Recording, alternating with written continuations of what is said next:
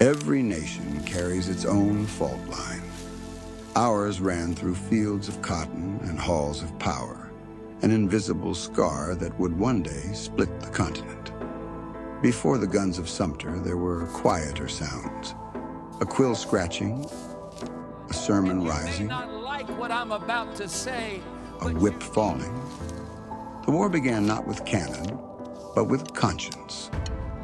Freedom and bondage, profit and faith, two economies, two moral worlds, joined only by denial. In those contradictions, a storm was already forming.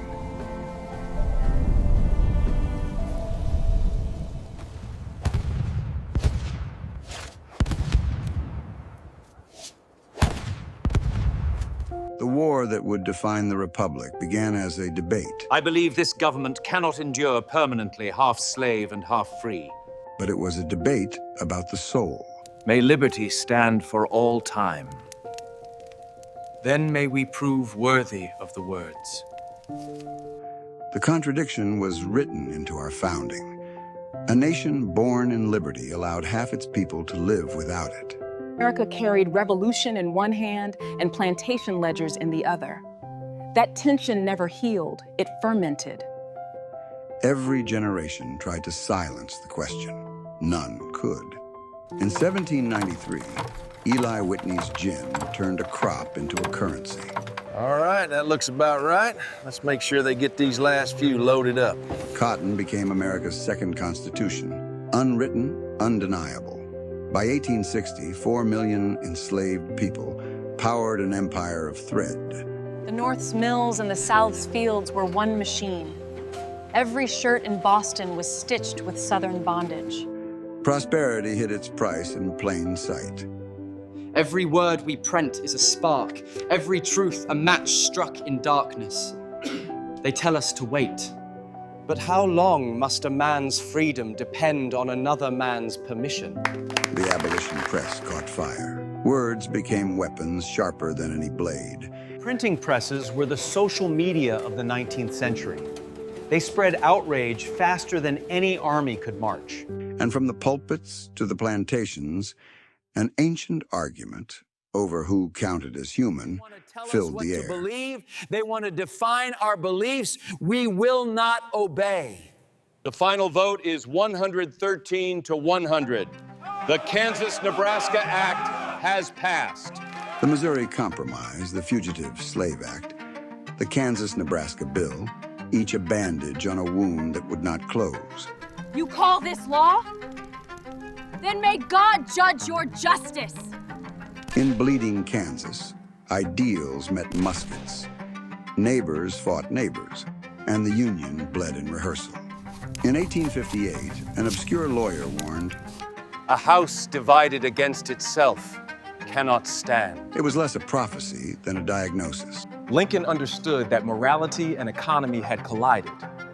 No compromise could save a structure built on contradiction. His words echoed like a match striking inside a powder keg. At 4:30 a.m., the Union flag was fired upon by its own. Do you think they are going to fire back? They already did, we just didn't hear it yet. In that moment, debate became war. Fort Sumter was symbolic, a fortress of ideas under siege. When it fell, every illusion of unity fell with it. The nation was a mirror shattered by its own reflection. Families would divide. Let him go, Mom. Fields would burn, and the Republic would learn how fragile its promises were. The war had begun, and it would change us forever.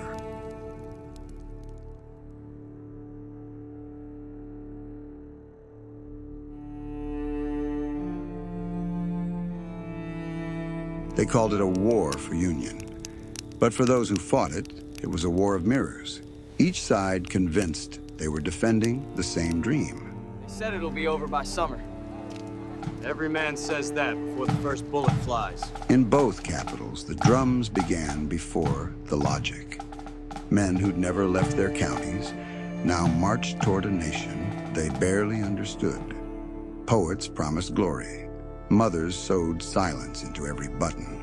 The language of duty, honor, valor, sacrifice hid what it really was, a generation about to learn the cost of belief. North and South sang the same hymns and loaded their rifles on the same verses. These people are crazy. This is a war, not an amusement.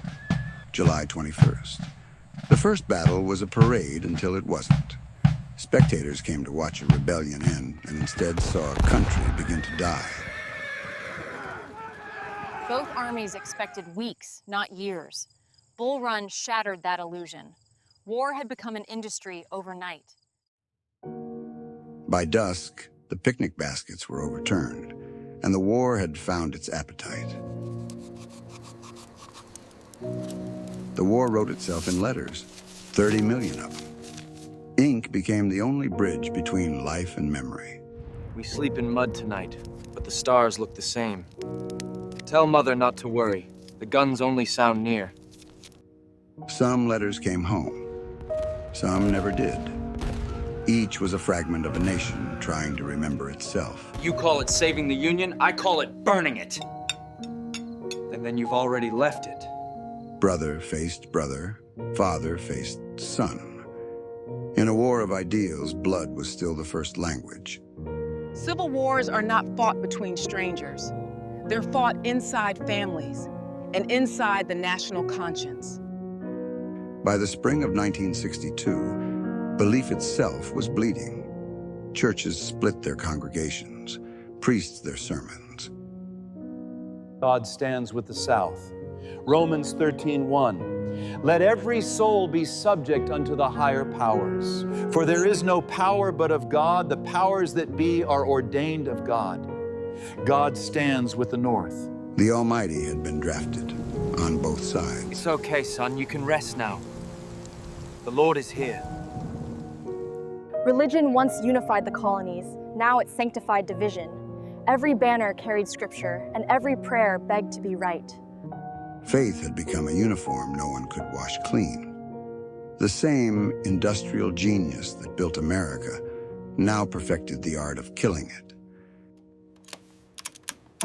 Telegraphs pulsed faster than messengers could ride.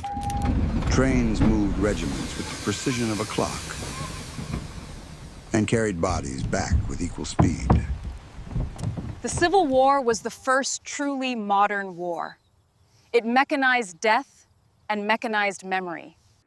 Every innovation would outlive its battlefield and define the century to come. Amid the blood, one man began to redefine the reason. What began as preservation of union was becoming something greater, a moral reckoning. You've carried this weight longer than anyone should. You're doing the right thing. All men deserve to be free.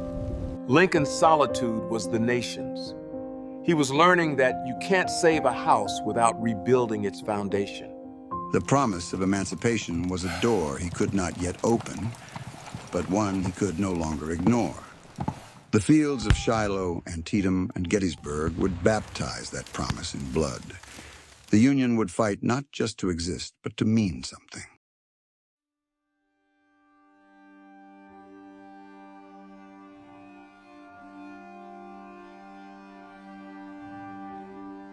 The war had eaten its own illusions. What began as reunion was becoming revelation.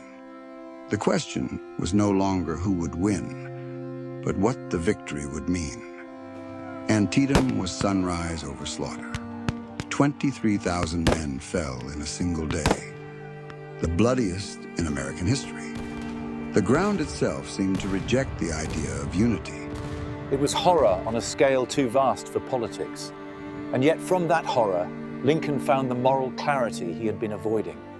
Out of the smoke, a new purpose rose. Freedom, not as theory, but as command. The Emancipation Proclamation freed those he could not reach and bound the cause to something holy. The Union would now fight for both nation and soul. It was not perfect freedom, but it was irreversible. The war could no longer end without justice. News traveled slower than bullets, but when it reached the enslaved, Hope itself became an act of rebellion. Soon, child, freedom. They fought for a country that had barely acknowledged them as human, but their courage would reshape the meaning of citizenship. The United States colored troops were not just soldiers, they were arguments in uniform. Every battle they won rewrote the Constitution in blood. At Fort Wagner, they charged into cannon fire, singing. Even in defeat, they made the Union righteous. 3 days in July decided the fate of the Republic. Gettysburg was not just a battle, it was atonement. 51,000 casualties in 3 days, a nation proving its own fragility. The war had become total. Factories forged bullets as fast as men fell. Gettysburg consumed a month's steel in a week. When the guns fell silent, the sky over Pennsylvania was gray with gunpowder and memory. My fellow countrymen, the time has come for us to take a stand. He spoke for 2 minutes, 10 sentences. In a graveyard, he reimagined America. That this nation, under God, shall have a new birth of freedom, and that government of the people, by the people, for the people, shall not perish from the earth. In those words, he made the war worth its dead. It was no longer a war of politics, but a war of meaning. While Gettysburg held the nation's breath, Vicksburg broke its spine. When the city fell on July 4th, the Mississippi was Union again, and the Confederacy was cut in half. Control of the river was control of the continent. The war was no longer about territory, it was about destiny. Lincoln would say later, "The Father of Waters again goes unvexed to the sea." But every mile of that river now carried ghosts. By 1864, the Union had found momentum, and the South its limit. But victory was no longer a word anyone trusted. Every battle had turned a moral page. The Union was winning the war, but losing its innocence. Turning tides don't end a storm. They just change its direction. The Union was advancing, but the heart of the war was just awakening. In the fields of the enslaved, the marches of the newly free, and the question of what liberty would mean when the guns fell silent.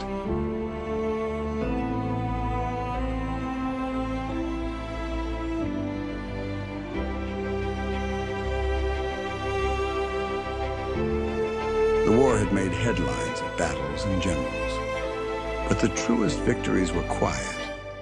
The sound of chains falling, the hush of footsteps on northern roads, the prayers whispered into river wind.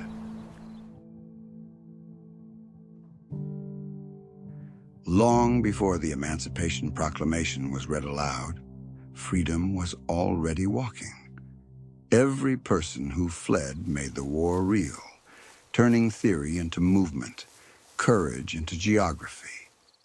They weren't freed by documents. They freed themselves, crossing rivers, swamps, and gunfire. They forced the Union to face its own moral logistics. Each escape was a message. The enslaved would no longer wait for permission. They called it the Underground Railroad. A network without trains, a timetable written in trust, a coat of quilts, hymns, and stars guided the travelers north. It was the first integrated act of resistance on American soil. Black and white, rich and poor, an invisible republic of conscience that refused to surrender silence. By war's height, more than 100,000 had followed that road, each arrival a small revolution. While men fired the guns, women held the line between life and loss. Clara Barton, Susie King Taylor, Mary Ann Shadd Cary, teachers, nurses, and writers turned the battlefield into a classroom of endurance. The Civil War expanded freedom's vocabulary. Not just who could be free, but who could be necessary. Women's labor became the architecture of survival. In their care, the nation learned to stitch itself back together, one wound at a time. By 1864, nearly 200,000 black soldiers wore Union blue. For them, victory was personal. The right to stand, to fight, to be counted in the ledger of liberty. Their presence reshaped the war's economy. The enslaved became laborers, then soldiers, then citizens, redefining what a nation could demand and reward. Every musket fired by a freedman rewrote America's contract with itself. He had won the war in theory, but he knew the peace would be harder. Freedom declared is not freedom lived. Lincoln understood that emancipation was not an ending. It was a beginning without instructions. The real test of America would come after the victory parade. He would not live to see that test. Don't know the manners of good society, eh? Well, I guess 5 days after Appomattox, the man who freed a nation was felled by one who could not accept it. The shot that ended his life began another struggle, the fight to define what freedom meant without him. It forced America to decide whether freedom was a man or a mission. Outside the White House, crowds wept as dawn rose over a republic reborn but unfinished. The guns were quiet, the bodies buried. But the war had only changed its shape. Reconstruction would ask the same question the war began with: what does it mean to be free?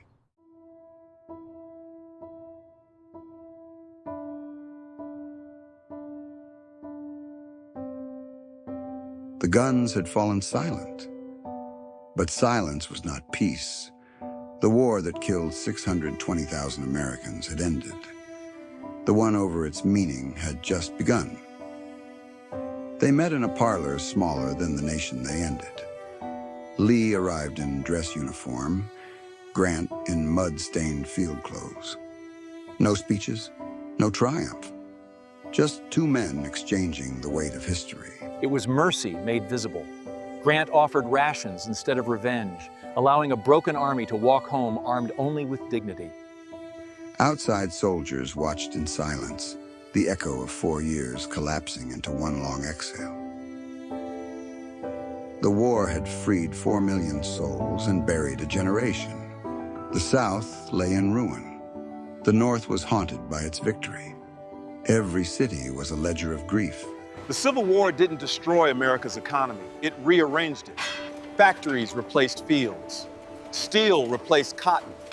The United States was becoming a machine for modernity. But progress had a pulse and a price. Half the nation's men were gone. Half its morality was still missing. In 5 years, Congress tried to legislate redemption. The 13th abolished slavery. The 14th made citizens of the once enslaved. The 15th gave them the vote. Paper promises for a people still under threat. Reconstruction was not a policy, it was an experiment in memory. Could a nation built on exclusion learn inclusion without forgetting its crime? The ink was barely dry before resistance began. Freedom on paper was not freedom on earth. When the federal troops withdrew, terror filled the vacuum. Night riders, poll taxes, Jim Crow. The Union was stitched together with invisible barbed wire. The Civil War ended in theory, but its arguments never did. The freed were citizens without protection, and the nation retreated into amnesia.